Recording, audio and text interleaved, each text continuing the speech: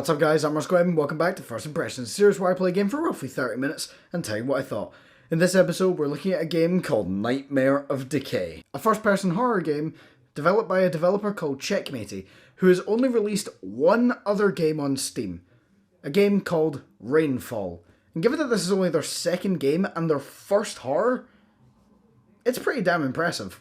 The game doesn't look like much. Some basic 3D models and some boxy environments, but hidden underneath that cheap exterior is a really well put together package, which reminds me a hell of a lot of the game series that I just cannot seem to get away from, Resident Evil. The first inspiration is the setting.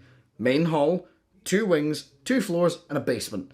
It's even got the weird keys Resident Evil has that for some reason are designed like card suits.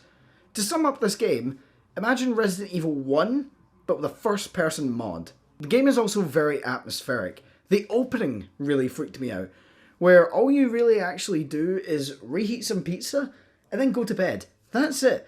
Nothing spooky actually happens to you, but I was on the edge of my seat the entire time I was playing it.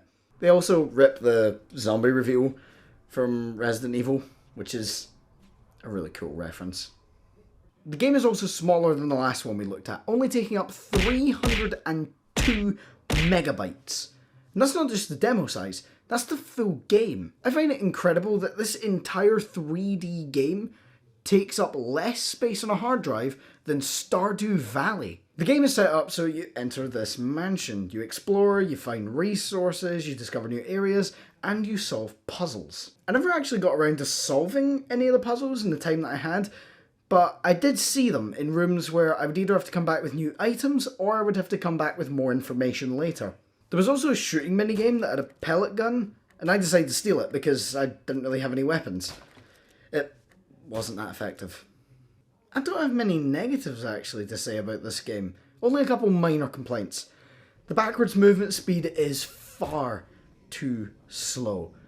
Trying to shoot enemies and back away from them, you end up in that kind of RE situation where you have to run and then turn back and then shoot them, which gets a bit repetitive and annoying. It's actually a similar problem that plagues RE Survivor, among with the other issues that that game has.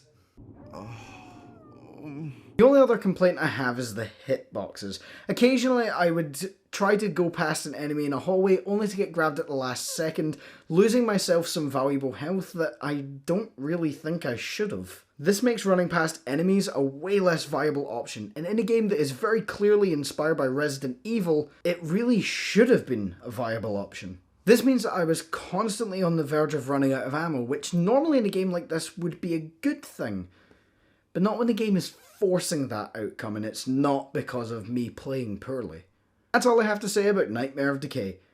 I hope you all enjoyed this episode of First Impressions. Consider leaving some games down in the comments below and I might actually check them out.